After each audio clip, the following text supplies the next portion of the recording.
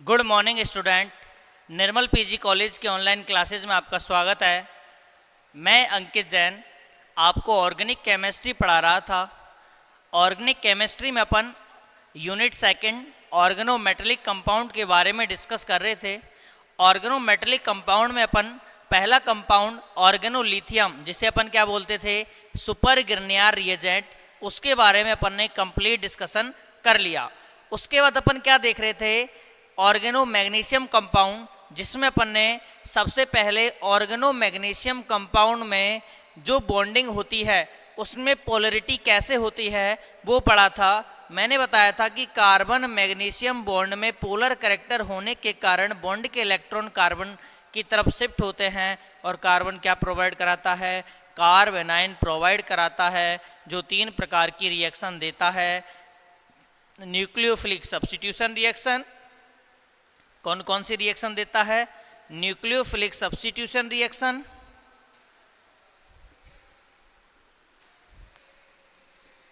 Nucleophilic substitution,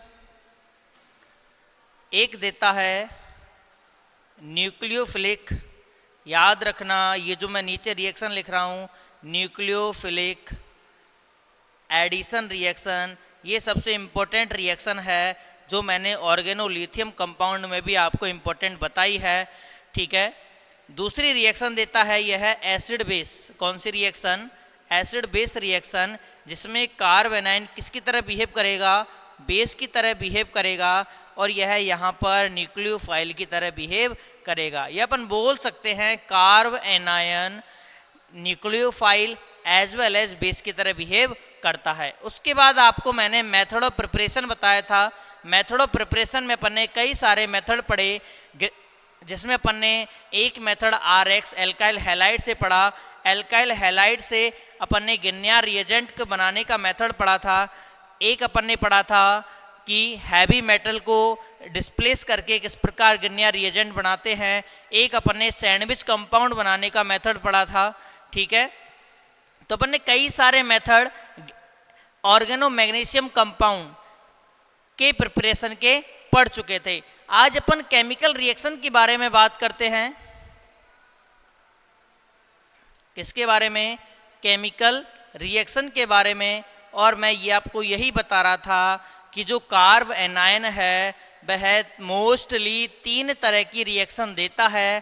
पहली है nucleophilic substitution reaction, दूसरी न्यूक्लियोफिलिक एडिशन रिएक्शन जो इम्पोर्टेंट है, और तीसरी है एसिड बेस रिएक्शन। सबसे पहले अपन ऑर्गेनोलिथियम की तरह इसकी एसिड बेस रिएक्शन देखते हैं। देखिए, याद रखना है कि इसमें जो कार्बेनाइन है वह किसकी तरह बिहेव करेगा? बेस की तरह बिहेव करेगा। ठीक है।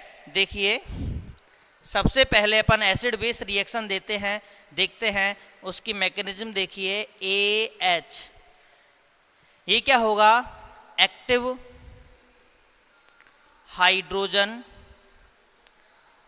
हाइड्रोजन युक्त कंपाउंड, यानी यह कंपाउंड ऐसा होगा जिसके पास क्या पाई जाएगी? एक्टिव हाइड्रोजन पाई जाएगी। और इसकी अभिक्रिया अपन किसके साथ करा दें? RMgX के साथ करा दें या R2Mg के साथ करा दें। तो क्या होता है? यहाँ से H निकलती है, यानी यह प्रोटॉन सप्लाई करता है, और यहाँ से R नेगेटिव ये इसको सप्लाई करता है। तो क्या बनेगा?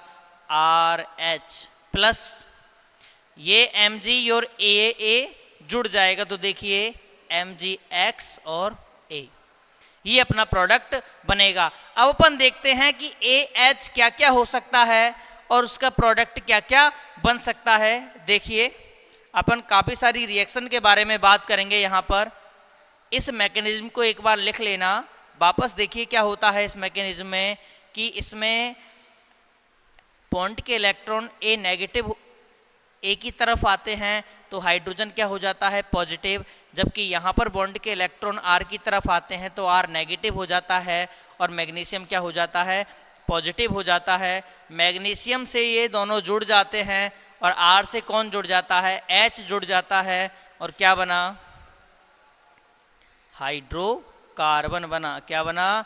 हाइड्रोकार्बन का फॉर्मेशन हो जाता है। किसका फॉर्मेशन हो जाता है? हाइड्रोकार्बन का फॉर्मेशन हो जाता है। अब देखिए अपन यहाँ पर AH क्या क्या ले सकते हैं। अपन काफ़ी सारी रिएक्शन की बात करेंगे यहाँ पर। सबसे पहले मैं रिएक्शन कराऊं RMgX की रिएक्शन किसके साथ? H2O के साथ। H2O को अपन ऐसे लिख सकते हैं H और OH। यहाँ से बॉन्ड के इलेक्ट्रॉन R की तरफ आएंगे, R नेगेटिव हो जाएगा। ऑक्सीजन मोर इलेक्ट्रोनेगेटिव एटम है तो बॉन्ड के इलेक्ट्रॉन ऑक्सीजन की तरफ आ जाएंगे। ठीक है, यहाँ पर क्या बन जाएगा? H पॉजिटिव और क्या बन गया देखिए RH प्लस Mg किसके साथ जुड़ गया? एक तरफ OH और एक तरफ X। बात समझ में आ गई ना? ये क्या है? एल्केन का फॉर्मेशन हो जाता है। आगे देखिए अगली रिएक्शन में कराऊं RMgX की।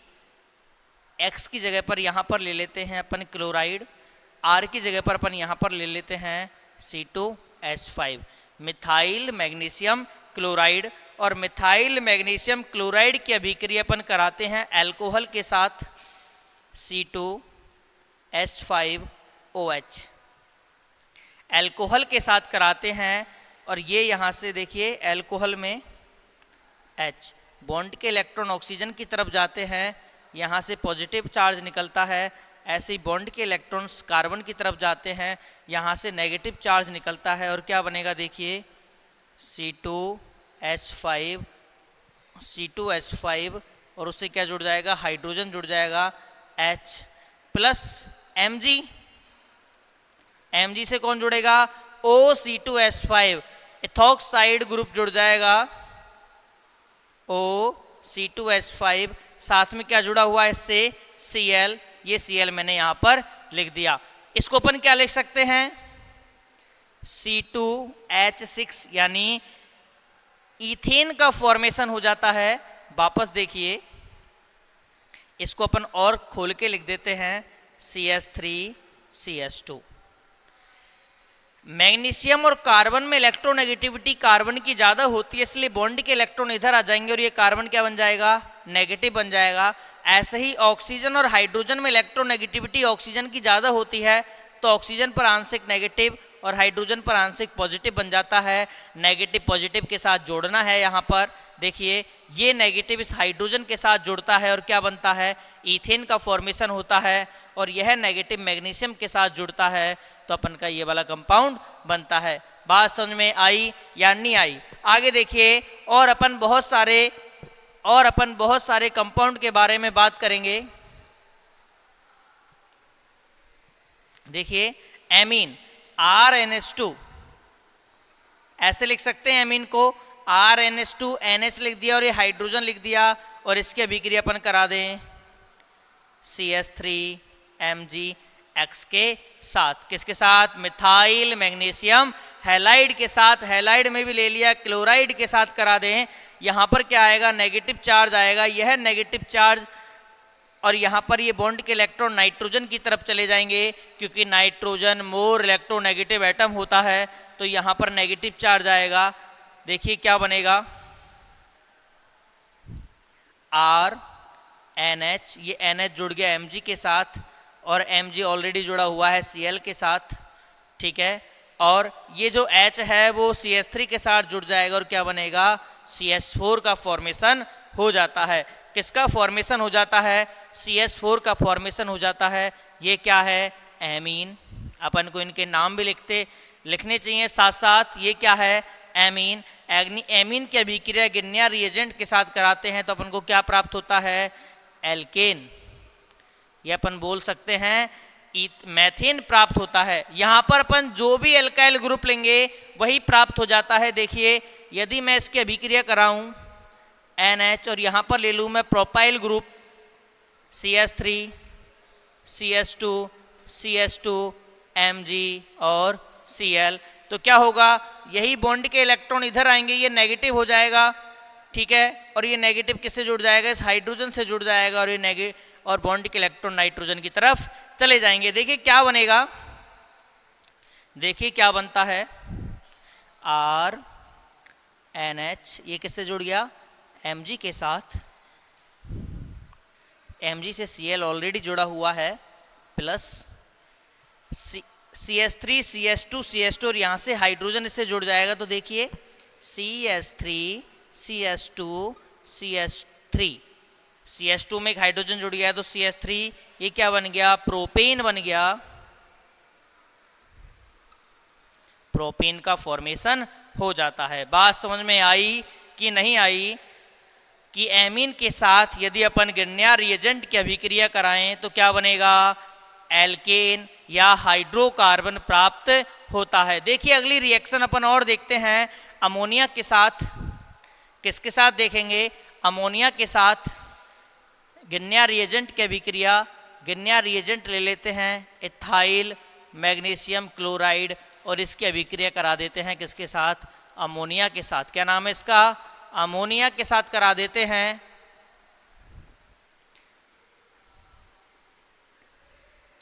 आप बीएससी फाइनल ईयर में पढ़ रहे हो, याद रखना फाइनल ईयर के बाद कंपटीशन स्टार्ट हो जाता है और चीज़ों को इस प्रकार पढ़ना स्टार्ट कर दो कि वो अपने आगामी जो कंपटीशन है उनमें वो चीज़ काम आए।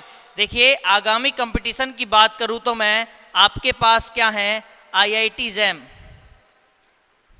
IIT जैम का एक बहुत अच्छा ऑप्शन है जहाँ से अपन MSc कर सकते हैं केमिस्ट्री में, और इससे की हुई MSc यानी IIT कैंपस से की हुई MSc की जो वैल्यू होती है वो कितनी ज़्यादा होती है। या फिर ज़रूरी नहीं है कि वैल्यू केवल IIT जैम वालों की होती है, अपन अच्छी यूनिवर्सिटी में यदि एडमिशन ले तो वहाँ पर भी अपना क्या होता है, एंट्रेंस टेस्ट होता है।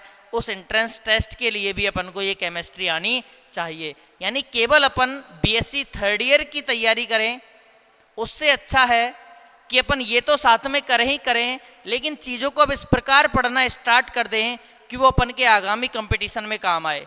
ठीक है, यानी अब देखिए मैं वो कैसे कर सकते हैं।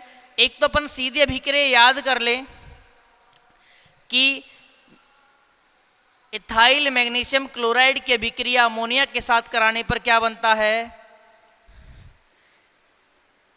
ईथेन बनता है, प्लस MgCl और NH2 बनता है। दूसरी, इन सब को याद करने का सबसे आसान तरीका जो मैंने स्टार्टिंग में बताया था कि कोई A है और वो हाइड्रोजन के साथ जुड़ा हुआ है और उसका हाइड्रोजन क्या है, एक्टिव है, और इस हाइड्रोजन की अभिक्रिया यदि अपन किसके साथ करा दे, RMgX या अपन बोलें गिरनिया रिएजेंट के साथ करा दें तो क्या बनेगा, RH बनेगा प्लस MgX और A बनेगा। अब एक क्या बनेगा, जो चीज़ अपन लेंगे, देखिए यहाँ पर एक ये वाला ग्रुप है, यहाँ पर A ये वाला ग्रुप है, यहाँ पर A ये वाला ग्रुप है, साथ में H ही तो जुड़ रहा है। यहाँ पर A क्या हो गया, ये एमाइड ग्रुप हो गया, NH2 ग्रुप हो गया। ऐसा ही किया है क्या मैंने। अब आपको सब कुछ क्लियर समझ में आ रहा होगा कि अपन कुछ भी नहीं कर रहे, जो अपन की पहली रिएक्शन थी उसको ध्यान में रखना है कि ये कैसी रिएक्शन है, एसिड बेस रिएक्शन है। बस अपन को याद रखना है कि अपन सबस्ट्रेट कौन कौन सा ले सकते हैं। अपन सबस्ट्रेट कौन कौन सा ले सकते हैं उसके आधार पर अपन इनकी एसिड बेस देखेंगे।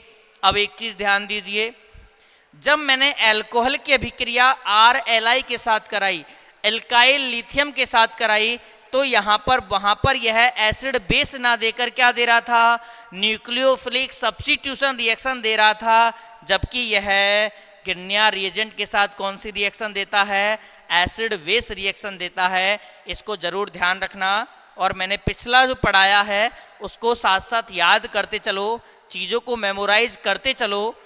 ठीक है, आगे देखिए अपन और क्या क्या चीज़ ले सकते हैं और वो किस प्रकार अटैक करेगी। अब आपको मैकेनिज्म पर ज़्यादा फोकस करना चाहिए क्योंकि अपन आगे कैरियर की तरफ बढ़ने वाले हैं। देखिए आगे और किस किस से अभिक्रिया करा सकते हैं। क्या आपने फिनॉल का नाम सुना है कि यस सर, फिनॉल क्या होता है कि बेंजीन के ऊपर OH, इसको अपन क्या बोलते हैं, फिनॉल। क्या बोलते हैं? फिनॉल। अब देखिए मैं आपको बताता हूं कि फिनॉल और अल्कोहल, इन दोनों में से मोर एसिडिक कौन होता है? फिनॉल और अल्कोहल में से मोर एसिडिक कौन होता है? देखो ऐसे जो मैं एक एग्जाम्पल बताता हूं ना बीच बीच में, ये एग्जाम्पल कंपटीशन की दृष्टि से बहुत इंपॉर्टेंट है। अगर किसी को ऐसा सोचना है कि सर मैं कंपटीशन के एग्ज़ाम नहीं दूं केमिस्ट्री में, वो इन पर ज़्यादा ध्यान नहीं दे। लेकिन जो सोच रहे हैं कि मेरा कैरियर आगे केमिस्ट्री में बनाना है, और केमिस्ट्री में बनाने वाले के लिए ये जो छोटी छोटी जो चीज़ें मैं बताता हूँ एक्स्ट्रा, जैसे मैंने अभी बेंजीन, नेफ्थलीन और एंथ्रासीन की स्टेबिलिटी की बात की थी, यहाँ पर कोई काम नहीं था उनका, लेकिन वो छोटे छोटे जो क्वेश्चन है वो एग्ज़ाम या अपन बोले एंट्रेंस एग्जाम की दृष्टि से बहुत इंपॉर्टेंट है, या केमिस्ट्री की कोई भी कॉम्पिटिटिव एग्जाम की दृष्टि से बहुत इंपॉर्टेंट है। ऐसे ही यह भी एक फेवरेट क्वेश्चन है कि फिनॉल और अल्कोहल में किसकी एसिडिटी ज़्यादा होती है। देखिए कहीं पर भी आपको एसिडिटी चेक करनी है, एसिडिटी चेक करने के लिए अपन को क्या करना पड़ेगा, इसको AH के रूप में लेना पड़ेगा। यहाँ पर A ये वाला ग्रुप है और यहाँ पर A ये वाला ग्रुप है। उसके बाद एसिडिटी दिखाने के लिए क्या बनाएगा, A- बनाएगा। ठीक है, यदि यह ऑक्सीजन निकाल दे तो ये बनेगा A- बना दिया। इसके बाद अपन को चेक करना है कि इन दोनों एनायन में से कौन स्टेबल है। जो ज़्यादा स्टेबल होगा वो मोर एसिडिक होगा। वापस सुन लीजिए, इन दोनों में से अपन को चेक करना है कि कौन ज़्यादा स्टेबल है।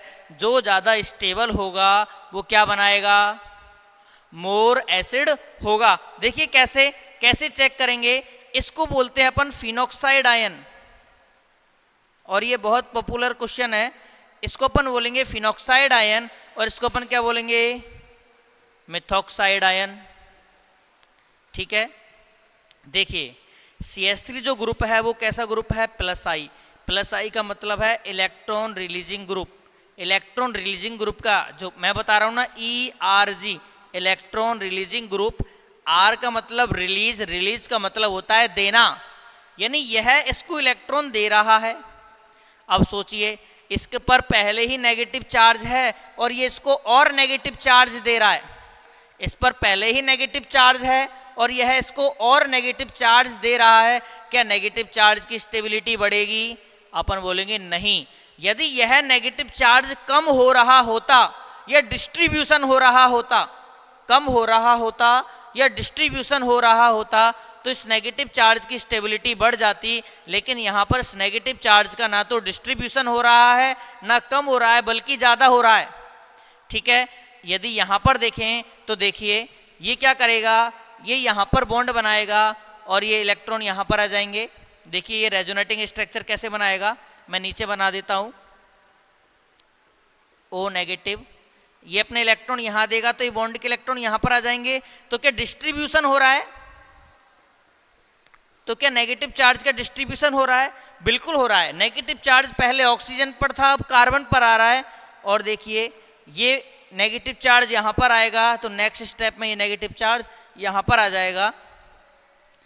इन स्ट्रक्चर को अपन क्या बोलेंगे, रेजोनेटिंग स्ट्रक्चर। क्या बोलेंगे, रेजोनेटिंग स्ट्रक्चर। अगली स्टेप में नेगेटिव चार्ज यहाँ पर आएगा तो ये बॉन्ड के इलेक्ट्रॉन यहाँ पर आ जाएंगे। तो देखिए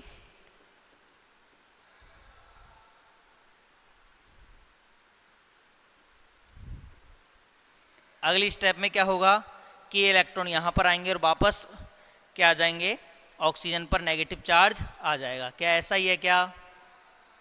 क्या इलेक्ट्रॉनों का डिस्प्लेसमेंट हो गया? पहले स्थिति ऐसी थी, अब स्थिति उल्टी हो गई।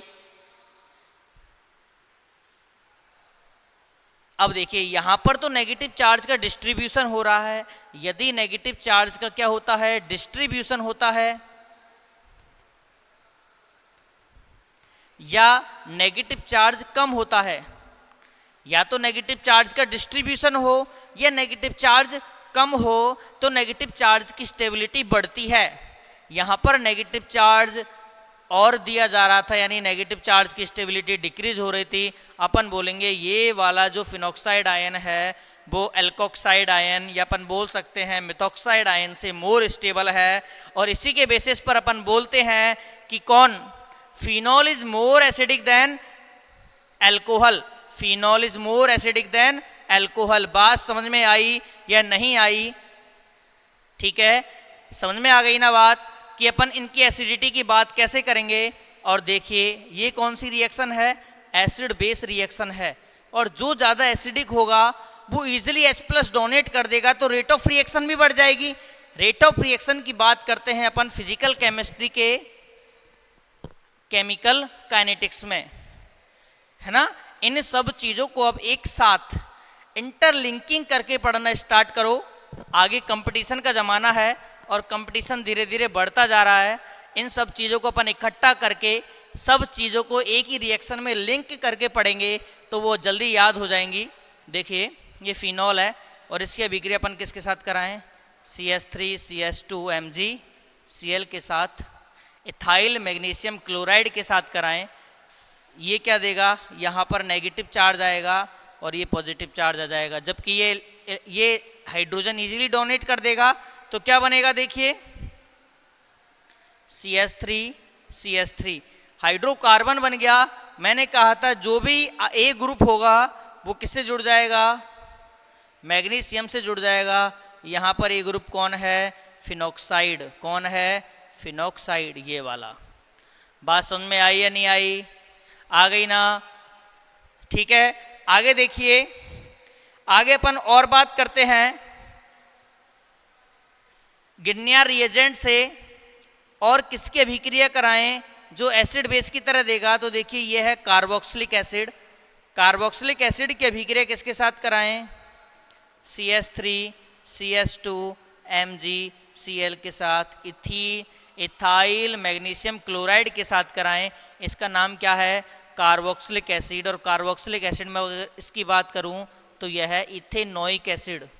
इथेनोइक एसिड, इथेनोइक एसिड ये H+ बनेगा तो ये नेगेटिव चार्ज आएगा और ये नेगेटिव चार्ज भी रेजोनेंस से क्या होता है, स्टेबलाइज होता है। ठीक है, तो ये हाइड्रोजन आयन इजीली डोनेट कर देगा। देखिए क्या बनेगा, CH3 CH2, ये यहाँ पर हाइड्रोजन जुड़ जाएगी, साथ में मैग्नीशियम के साथ कौन जुड़ जाएगा, ये क्लोराइड, और वो O CH3।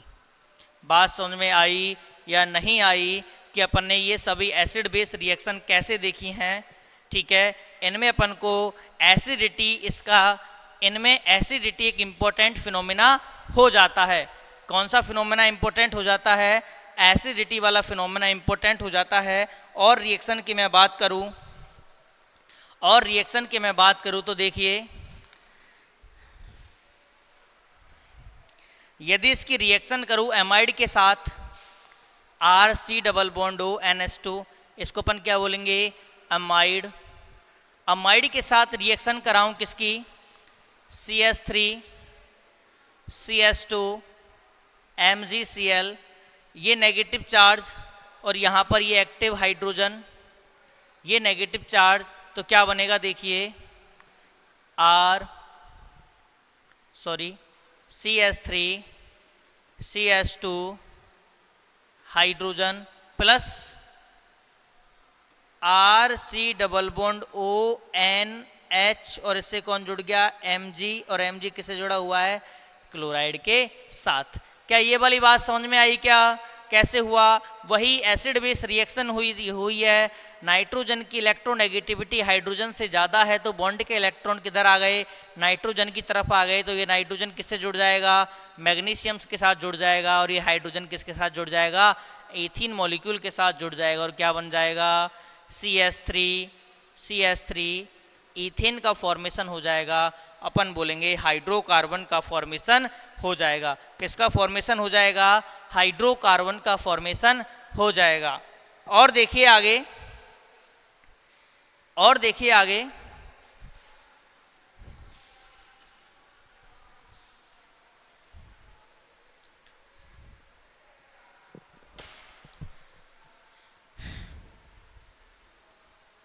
ये क्या है, साइक्लोपेंटाडाइईन, और इसकी रिएक्शन करा दूं मैं C4H9MgCl के साथ, C4H9MgCl के साथ। तो देखिए क्या होता है, ये हाइड्रोजन बॉन्ड के इलेक्ट्रॉन यहाँ पर छोड़ जाता है और क्या बनेगा, देखिए ये वाला एनायन बनता है। ठीक है, मैंने इसको ऑर्गेनोलिथियम के टाइम पे भी बताया था कि यहाँ पर कितने पाई इलेक्ट्रॉन है, 6 पाई इलेक्ट्रॉन है, जो हकल के 4n+2 नियम को फॉलो करता है। साथ में प्लेनर स्ट्रक्चर है, ऑल पाई इलेक्ट्रॉन डिलोकलाइज्ड हैं, साइक्लिक स्ट्रक्चर है। अपन बोल सकते हैं ये कैसा है, एरोमेटिक है। और ध्यान रखना जो एरोमेटिक होता है वो ऑर्गेनिक केमिस्ट्री के अनुसार बहुत स्टेबल होता है। और यह एनाइन किसके साथ जुड़ जाएगा, MgCl पॉजिटिव के साथ, और साथ में क्या बन जाएगा, C4H10 ब्यूटेन का फॉर्मेशन हो जाता है, C4H10 ब्यूटेन का फॉर्मेशन हो जाता है। वापस मैं बात करूँ इसकी एसिडिटी की, तो अपन यहाँ से भी देख सकते हैं कि जब तक इसने हाइड्रोजन नहीं त्यागा, जब तक ये एरोमेटिक नहीं था। लेकिन जैसे ही इसने हाइड्रोजन रिलीज कर दिया, किसकी फॉर्म में, H+ की फॉर्म में, तो यहाँ पर क्या आ गया, नेगेटिव चार्ज आ गया। नेगेटिव चार्ज आने के कारण ये क्या किस में कन्वर्ट हो गया, एरोमेटिक में कन्वर्ट हो गया, जो कैसा है, मोर स्टेबल है। और हर सिस्टम किधर मूव करने की टेंडेंसी रखता है, स्टेबिलिटी की ओर मूव करने की टेंडेंसी रखता है, और स्टेबल कंपाउंड का फॉर्मेशन करता है। ठीक है, आगे की अपन रिएक्शन, एसिड बेस रिएक्शन कुछ रह रही हैं, आगे इनको अपन नेक्स्ट क्लास में चर्चा करेंगे। अब के लिए धन्यवाद।